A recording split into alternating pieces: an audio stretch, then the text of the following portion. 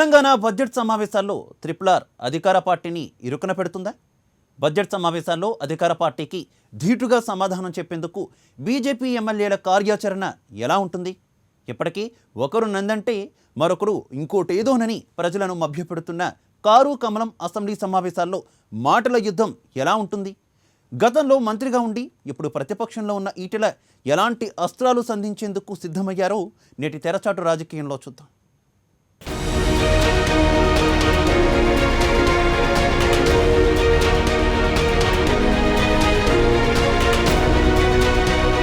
Telangana budget సమావేశాలు వాడివేడిగా జరగనున్నాయి. అధికార టీఆర్ఎస్ ప్రభుత్వాన్ని ప్రతిపక్షాలు నిలదీయడానికి సిద్ధమవుతున్నాయి. గతంలో కంటే బీజేపీకి అసెంబ్లీలో ఎమ్మెల్యేల సంఖ్యాబలం పెరిగింది. ప్రజా సమస్యలను ప్రశ్నించడంతో పాటు ఉద్యోగుల, నిరుద్యోగుల సమస్యలు, ధాన్యం కొనుగోలు అంశం, బీజేపీ నేతలపై జరుగుతున్న భౌతిక దాడుల గురించి కాషాయ నేతలు గళం విప్పనున్నారు. తెలంగాణ బడ్జెట్ సమావేశాల్లో బీజేపీ దూకుడుగా వ్యవహరించనుందని సమాచారం అందుతోంది.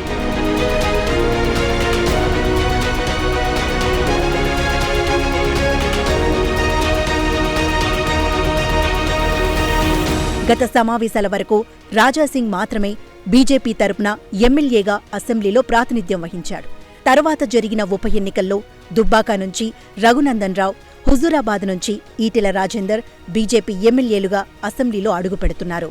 త్రిబులార్గా పిలువబడే రాజాసింగ్, రఘునందన్ రావు, రాజేందర్ ఈ ముగ్గురు బీజేపీ ఎమ్మెల్యేలు ఈ సమావేశాల్లో అధికార పార్టీకి చుక్కలు చూపిస్తారని రాజకీయ శ్రేణుల్లో చర్చ జరుగుతోంది.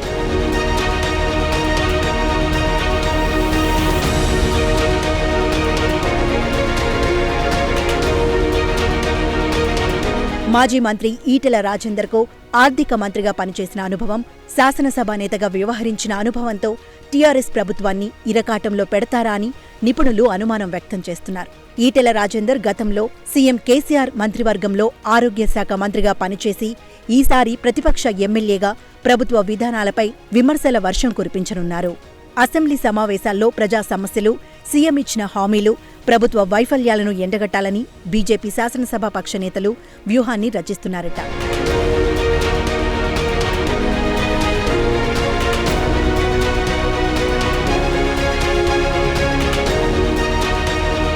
టీఆర్ఎస్ మంత్రులు, ఎమ్మెల్యేలు రెచ్చగొట్టే అవకాశమున్నందున సంయమనంతో వ్యవహరించాలని బీజేపీ ఎమ్మెల్యేలు నిర్ణయించుకున్నారట. ప్రశ్నోత్తరాలు, 0 అవర్, షార్ట్ డిస్కషన్స్తో సహా అసెంబ్లీలో ప్రతి నిమిషాన్ని సద్వినియోగం చేసుకుని టీఆర్ఎస్పై ఎదురుదాడికి దిగాలని బీజేపీ ఎమ్మెల్యేలు నిర్ణయించుకున్నారని బీజేపీ శ్రేణుల నుంచి సమాచారం అందుతోంది. తెలంగాణకు కేంద్రమిచ్చిన నిధులు వివరాలు, నిధుల దారి మళ్లింపు తదితర అంశాలపై చర్చ లేవనెత్తేందుకు బీజేపీ శాసనసభాపక్ష నేతలు అస్త్రశస్త్రాలతో సిద్ధమయ్యారట.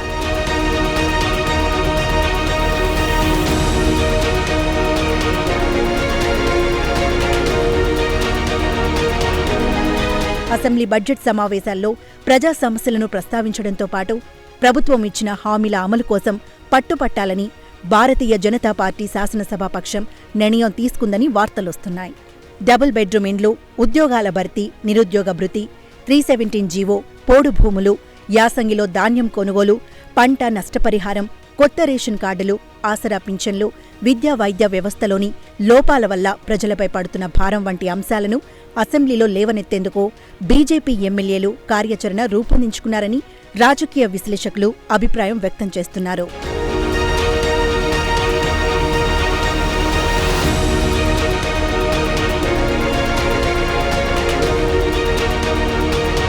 రాష్ట్రంలో నెలకొన్న రాజకీయ పరిణామాల నేపథ్యంలో తీవ్ర అసహనంతో ఉన్న టీఆర్ఎస్ పార్టీ బీజేపీని ఇరకాటంలో పెట్టే అవకాశం ఉందని తెలుస్తోంది. ప్రతిపక్షాలను తన ట్రాప్లోకి నెట్టేందుకు సీఎం కేసీఆర్ శతవిధాలా ప్రయత్నించే అవకాశం ఉంది. 7 ఏళ్లలో టీఆర్ఎస్ వైఫల్యాలపై ప్రభుత్వాన్ని ఎండగట్టేలా బీజేపీ ఎమ్మెల్యేలు రాజకీయ ప్రణాళిక రూపొందించుకున్నారని సమాచారం. అసెంబ్లీ సమావేశాలలో బీజేపీ ఎమ్మెల్యేలు టీఆర్ఎస్ పార్టీని ఎదుర్కొనే అంశంపై బీజేపీ అధ్యక్షుడు బండి సంజయ్ దశ నిర్దేశించారు. శాసనమండలి మాజీ చైర్మన్ స్వామిగౌడ్, మాజీ ఎమ్మెల్సీ రామచంద్రరావు సలహాలు, సూచనలు చేశారు.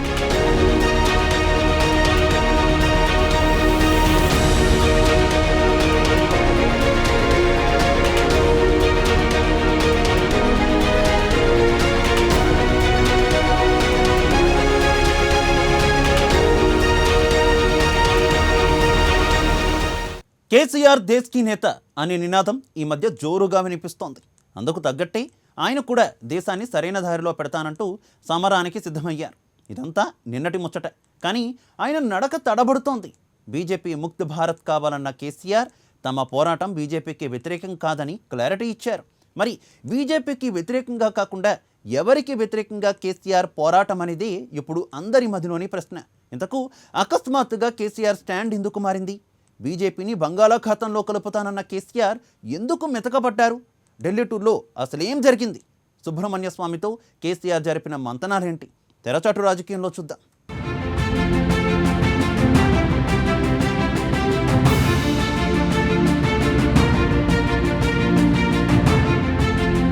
కేసీఆర్ రాజకీయ వ్యూహాల్లో చాణక్యుడు లాంటివాడు. శత్రువును ఓడించడానికి ఆయన ఎప్పుడు ఎలాంటి వ్యూహరచన చేస్తారో ఊహించడం కష్టం. ఇప్పుడు తెలంగాణలో ప్రత్యర్థులను ఎదుర్కొనేందుకు ఆయన జాతీయ రాజకీయాలపై అస్త్రాన్ని ఎక్కుపెట్టారు. కొడితే ఏనుగు కుంభస్థలాన్నే కొట్టాలన్నట్లు ఢిల్లీ కోటల్ని బద్దలు కొట్టేందుకు సిద్ధమయ్యారు. దేశానికి బీజేపీ, కాంగ్రెసేతర పాలన కావాలంటూ ప్రాంతీయ పార్టీలను ఏకం చేసే పనిలో పడ్డారు. ఇప్పటికే మహారాష్ట్ర ముఖ్యమంత్రి ఉద్ధవ్ ఠాక్రే, ఎన్సీపీ అధినేత శరద్ పవార్తో మంతనాలు జరిపిన కేసీఆర్ తాజాగా ఢిల్లీలో BJP fire brand MP Subrahmanya Swamy, రైతు ఉద్యమ నేత రాకేష్ తీకాయత్తో భేటీ అయ్యారు. ఆ మర్నాడే జార్ఖండ్ ముఖ్యమంత్రి హేమంత్ సోరెన్తో సమావేశమయ్యారు. జాతీయ రాజకీయాలపై వరుసగా ముఖ్య నేతలతో మంతనాలు జరుపుతున్న కేసీఆర్ రివర్స్ గేర్ వేసినట్లు కనిపిస్తోంది.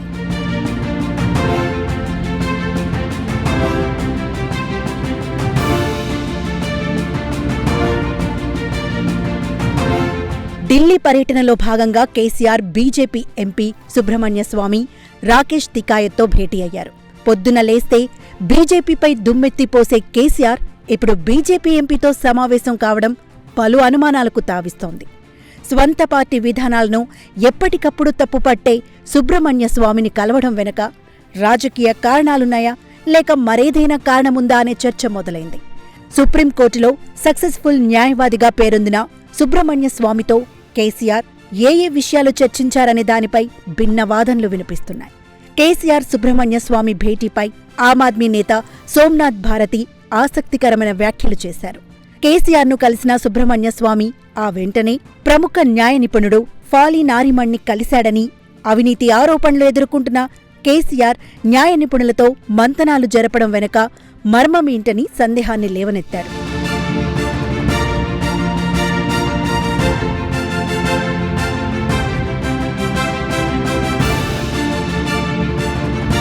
కేసీఆర్ అవినీతి చిట్టా తమ వద్ద ఉందని పదే పదే తెలంగాణ బీజేపీ నేతలు వాదిస్తున్న నేపథ్యంలో కేసీఆర్ బీజేపీ ఎంపీ సుబ్రహ్మణ్య స్వామితో సమావేశం కావడం ప్రాధాన్యతను సంతరించుకుంది. తనపై కేంద్రం కేసులు మోపితే బయటపడేందుకు ముందుగానే ప్రణాళిక సిద్ధం చేసుకుంటున్నారట కేసీఆర్. అందుకోసమే న్యాయ నిపుణులతో సమావేశమవుతున్నారని తెలుస్తోంది. బీజేపీ చెబుతున్నట్లు తన అవినీతి చిట్టా బయటపడితే అందులోంచి తప్పించుకునేందుకు ఎలాంటి మార్గాలున్నాయో సుబ్రహ్మణ్య స్వామితో చర్చించారని గుసగుసలు వినిపిస్తున్నాయి. చర్చల్లో భాగంగా కేసీఆర్ తనతో మాట్లాడిన విషయాలను సుబ్రహ్మణ్య స్వామి న్యాయ నిపుణుడు ఫాలీ నారిమన్ వద్దకు మోసుకెళ్లాడని తెలుస్తోంది. ఈ నేపథ్యంలోనే కేసీఆర్ తన స్టాండ్ మార్చుకున్నట్లు తెలుస్తోంది. కేంద్రం తనపై కేసులు మోపుతుందన్న భయంతో కేసీఆర్ బీజేపీపై తన వైఖరి మార్చుకోవాలనుకుంటున్నాడట.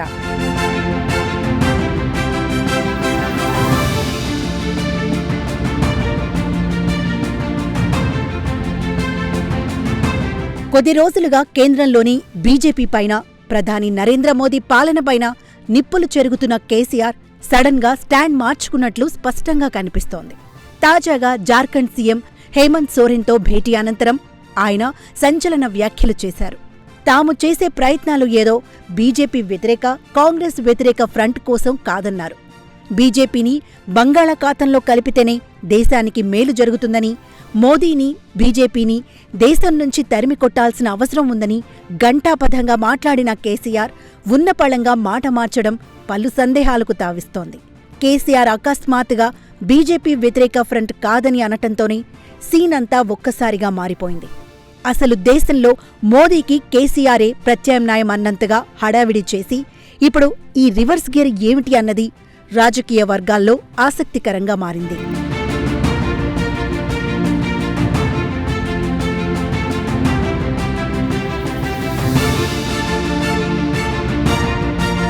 అసలు థర్డ్ ఫ్రంట్, ఫోర్త్ ఫ్రంట్ అంటూ ఏదేదో రాస్తున్నారు. ఇప్పటికీ అలాంటిది ఏదీ లేదంటూనే దేశానికి స్వాతంత్ర్యం వచ్చిన తర్వాత జరగాల్సిన అభివృద్ధి జరగలేదన్నారు కేసీఆర్. భారతదేశాన్ని సరైన దిశలో తీసుకెళ్లడమే తమ లక్ష్యమన్న కేసీఆర్ అందరితో కలిసి చర్చించిన తర్వాత ఏమీ ఏర్పాటు చేయాలో ఆలోచిస్తామన్నారు. బీజేపీ ముక్త్ భారత్ అంటూ నినదించిన సీఎం కేసీఆర్ అకస్మాత్తుగా మధ్య మార్గాన్ని ఎంచుకోవడానికి కారణాలేంటనేది ఇప్పుడు చర్చనీయాంశంగా మారింది. తాను లేస్తే మనిషిని కాదన్నట్లు కేసీఆర్ కొంతకాలంగా హడావిడి చేస్తున్నారు. బీజేపీ, కాంగ్రెస్ పార్టీలను దేశానికి పట్టిన పీడగా వర్ణించిన కేసీఆర్ అకస్మాత్తుగా రివర్స్ గేర్ వేశాడు. గతంలోనూ బీజేపీకి వ్యతిరేకంగా దూకుడుగా వ్యవహరించిన కేసీఆర్ ఢిల్లీలో ప్రధానిని కలిసి రాగానే చల్లబడ్డాడు. తాజాగా మరోమారు ఢిల్లీ టూర్లో ఆయన గొంతు సవరించుకున్నారు. కేసీఆర్కి ఢిల్లీ గాలి సోకితేనే వెన్నులో వణుకు పుడుతోందని బీజేపీ నేతలు ఆరోపిస్తున్నారు. మొత్తానికి కేసీఆర్ తెర వెనుక జరిపిన మంతనాల ఫలితాలు బయటపడాలంటే మరికొద్ది రోజులు వేచి చూడాల్సిందే.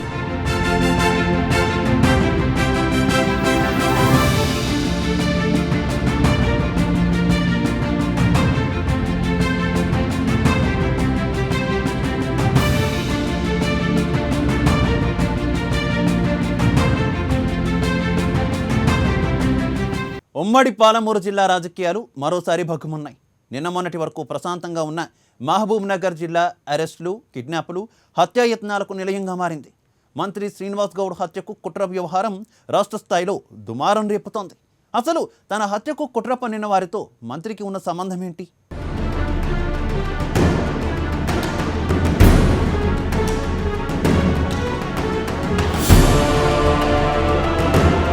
తెలంగాణలో మంత్రి శ్రీనివాస్ గౌడ్ హత్య కుట్ర ఘటన హాట్ టాపిక్గా మారింది.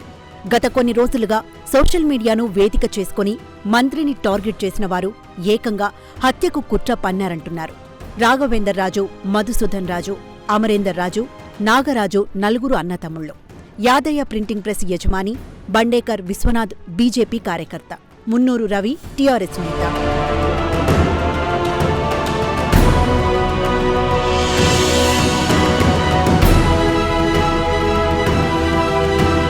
అయితే గత కొద్ది రోజులుగా మంత్రి శ్రీనివాస్ గౌడ్కు వ్యతిరేక వర్గంగా ముద్రపడిన వీరు అనేక సందర్భాల్లో మంత్రిపై ఆరోపణలు చేస్తూ కోర్టులను ఆశ్రయించారు.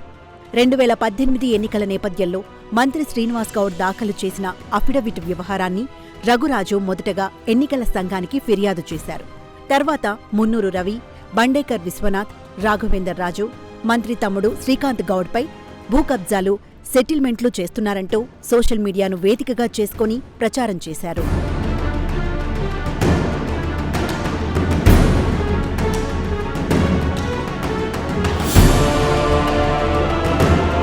అవి జిల్లాలో తీవ్రస్థాయిలో దుమారం రేపాయి. తర్వాత ఎన్నికల అఫిడవిట్ వ్యవహారం కోర్టు తీర్పు సమీపిస్తుండటంతో మంత్రిని హత్య చేయాలనే కుట్ర తీవ్ర దుమారాన్ని రేపింది. ఈ నలుగురు అన్నతమ్ముళ్లు రాజకీయంగా పట్టు సాధించడం కోసం ఇదంతా చేశారన్న ప్రచారం జరిగింది. అమరేందర్ రాజు గతంలో కాంగ్రెస్ పార్టీ అధికారంలో ఉన్న సమయంలో జిల్లా రాజకీయాల్లో కీలక పాత్ర పోషించారు. 2014 ఎన్నికల్లో అమరేందర్ రాజు భార్య రాధ మున్సిపల్ చైర్పర్సన్గా కొనసాగారు.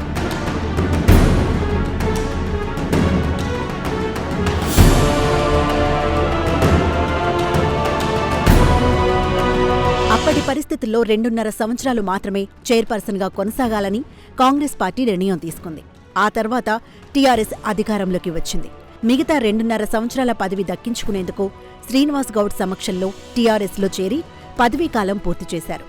ఆ తర్వాత జరిగిన రాజకీయ పరిణామాలతో అమరేందర్ రాజు కుటుంబానికి శ్రీనివాస్ గౌడ్ తమకు సరైన ప్రాధాన్యత కల్పించలేదంటూ రాజకీయ వైర్యాన్ని పెంచుకున్నారు.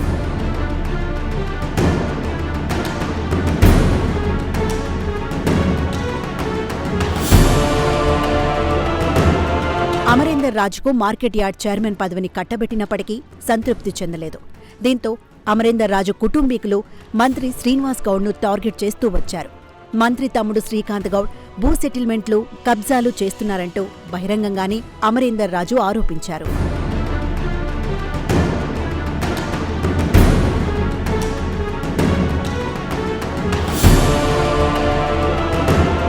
మధుసూదన్ రాజు, రాఘవేందర్ రాజు ఇద్దరు కూడా జిల్లాలో ఫైనాన్సర్లుగా వ్యాపారం చేస్తూ పలు సెటిల్మెంట్లు కూడా చేస్తుంటారు.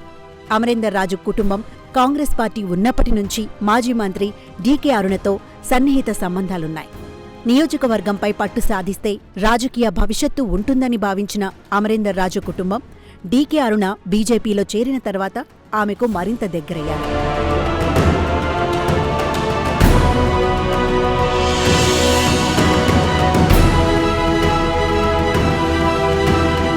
మరోవైపు తెలంగాణ ఉద్యమ సమయంలో విద్యార్థి సంఘాలతో కీలక పాత్ర పోషించిన మున్నూరు రవి మాజీ ఎంపీ జితేందర్ రెడ్డికి అత్యంత సన్నిహితుడిగా ముద్ర ఉంది. టీఆర్ఎస్ను జితేందర్ రెడ్డి వీడి బీజేపీలో చేరినప్పటికీ మున్నూరు రవి మాత్రం టీఆర్ఎస్లోనే ఉంటూ జితేందర్ రెడ్డికి ఇన్ఫార్మర్గా ఉన్నాడనే ఆరోపణలున్నాయి. మంత్రి హత్యకు కుట్ర వ్యవహారం సమయంలో జితేందర్ రెడ్డి ఇంట్లోనే పట్టుబడటంతో పలు రకాల అనుమానాలు వ్యక్తమవుతున్నాయి.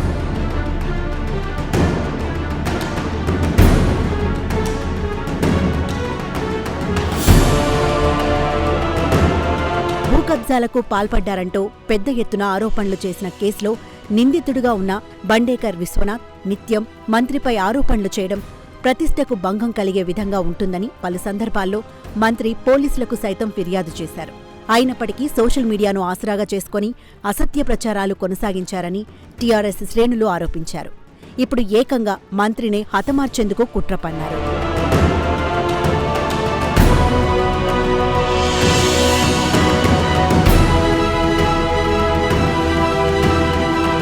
వరుస ఘటనలతో పాటు మాజీ ఎంపీ జితేందర్ రెడ్డి, బీజేపీ నేత డీకే అరుణ ఇళ్లపై రాళ్లదాడి జరగడంతో పాటు టీఆర్ఎస్ ఆధ్వర్యంలో మహబూబ్ నగర్లో ర్యాలీ, బీజేపీ నేతలు హైదరాబాద్, మహబూబ్ నగర్ వేదికగా విలేకరుల సమావేశంలో కేసు అక్రమమని, రాజకీయంగా పోరాడతామని స్పష్టం చేశారు.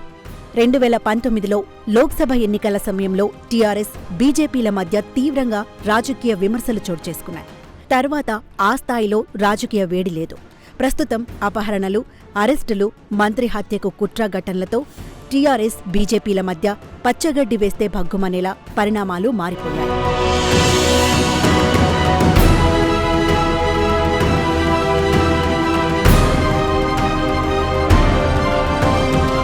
టీఆర్ఎస్ ఎమ్మెల్యే డాక్టర్ లక్ష్మారెడ్డి, ఆల వెంకటేశ్వర్రెడ్డిలు మహబూబ్ నగర్లో విలేకరుల సమావేశం ఏర్పాటు చేసి మంత్రి హత్యకు కుట్రను ఖండించడంతో పాటు మంత్రికి అన్ని విధాలుగా అండగా ఉంటామని ప్రకటించారు.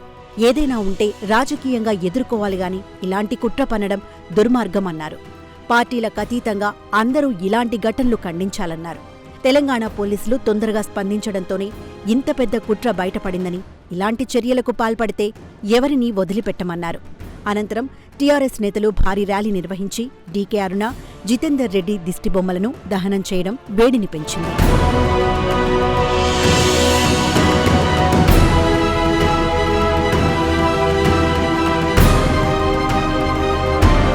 మరోవైపు డీకే అరుణ మహబూబ్ నగర్లో విలేకరులతో మాట్లాడుతూ కేసు పెట్టిన తీరుపై అనుమానాలు వ్యక్తం చేయడంతో పాటు ఇళ్లపై జరిగిన దాడిని ఖండించారు. బీజేపీ నేతలను ఇరికించేందుకే సీఎం కేసీఆర్ ఇలాంటి చర్యలు చేస్తున్నారని విరుచుకుపడ్డారు. మంత్రి శ్రీనివాస్ గౌడ్ అరాచకాలు పాలమూరులో అందరికీ తెలుసని, తమ ఇంటిపై ఎందుకు దాడి చేశారని, తాను లేనప్పుడు ఎలా వచ్చారని శ్రీనివాస్ గౌడ్ను ఉద్దేశించి వ్యాఖ్యానించారు.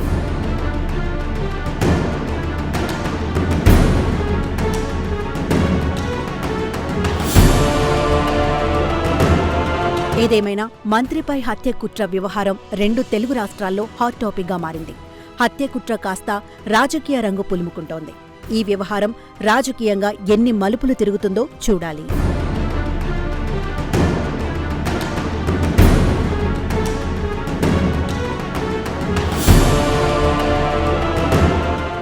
రాష్ట్రపతి ఎన్నికపై కేంద్రంలోని బీజేపీ వేగంగా పావులు కదుపుతోంది. 5 రాష్ట్రాల ఎన్నికలు పూర్తవుతున్న సమయంలో ప్రధాని మోదీ టార్గెట్గా ప్రాంతీయ పార్టీలు ఒకే కూటమిగా కదులుతున్నాయి.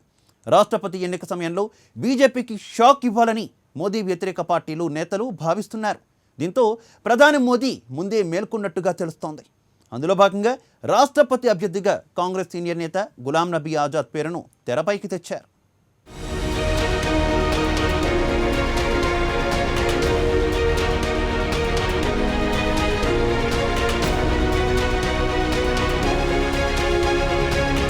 కాంగ్రెస్ సీనియర్ నేత జమ్మూ కాశ్మీర్కు చెందిన గులాం నబీ ఆజాద్ను రాష్ట్రపతి అభ్యర్థిగా రంగంలోకి దించాలని ప్రధాని మోదీ నిర్ణయించినట్లుగా తెలుస్తోంది. ఇటీవల ఆయనకు కేంద్రం పద్మభూషణ్ ప్రకటించింది. గతేడాది ఏప్రిల్ వరకు కాంగ్రెస్ రాజ్యసభ సభ్యుడిగా వ్యవహరించారు. కాంగ్రెస్ పార్టీలో ట్రబుల్ షూటర్గా పేరున్న ఆజాద్ను ఎంపిక చేయడం ద్వారా కాంగ్రెస్కు షాక్ ఇవ్వడంతో పాటుగా ఇతర పార్టీల మద్దతు సులభమని బీజేపీ నేతలు భావిస్తున్నారు.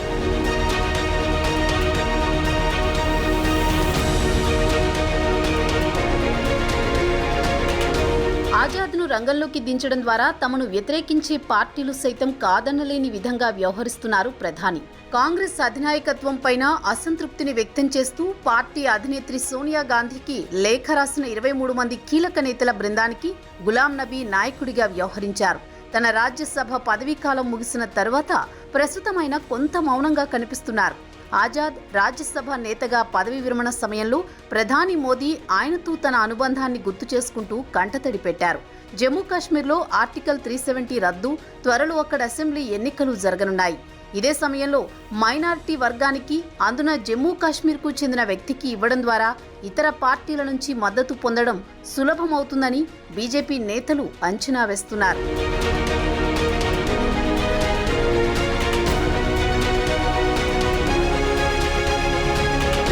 రాష్ట్రపతి ఎన్నికలకు ఇప్పుడు ఉత్తరప్రదేశ్లో ఎన్నికల ఫలితాలు కీలకం కానున్నాయి.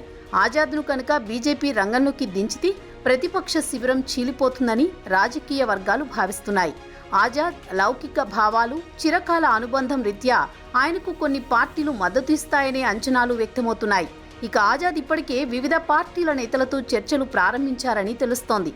ఉమ్మడి ఏపీలో పీసీసీ అధ్యక్షుడిగా ప్రస్తుతం జగన్ మంత్రివర్గంలో ఉన్న ఒక సీనియర్ నేతను ఇటీవల ఆజాద్ ఢిల్లీ పిలిపించుకుని ఈ విషయమై మాట్లాడినట్లు తెలుస్తోంది. వైసీపీ మద్దతిచ్చే విషయమై జగన్ను ఒప్పించాల్సిందిగా కోరినట్లు సమాచారం. వైఎస్ఆర్ కాంగ్రెస్లో ఉన్న సమయంలో ఆజాద్తో సన్నిహిత సంబంధాలు కొనసాగించారు.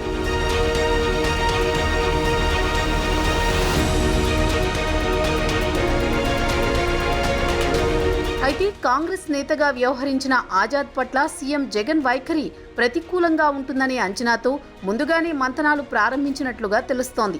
ఈ నేపథ్యంలో సీఎం జగన్ వైఖరి ఎలా ఉండబోతోంది, ఆయన ఎటువంటి నిర్ణయం తీసుకుంటారనేది ఆసక్తికరంగా మారుతోంది. ఆజాద్ను ప్రెసిడెంట్ క్యాండిడేట్గా నిలబెట్టాలని నిర్ణయిస్తే మాత్రం బీజేపీది రాజకీయంగా తెలివైన అడుగు అవుతుంది. అప్పట్లో ఎన్డీఏ కలాంను రాష్ట్రపతి చేసిన తీరుతో పూర్తిగా పోల్చలేమేమో గాని ఇప్పటి స్థితిలో సరైన నిర్ణయమే అవుతుంది. అధికారికంగా ఇంకా కాంగ్రెస్లోనే ఉన్న పెద్ద లీడర్ను రాష్ట్రపతి పదవికి అభ్యర్థిగా బీజేపీ గనక ప్రతిపాదిస్తే కాంగ్రెస్ కక్కలేదు మింగలేదు. తను మైనారిటీ, ఇతర విపక్షాల మీద మోదీ చాణక్యాస్త్రాన్ని ప్రయోగించినట్టే.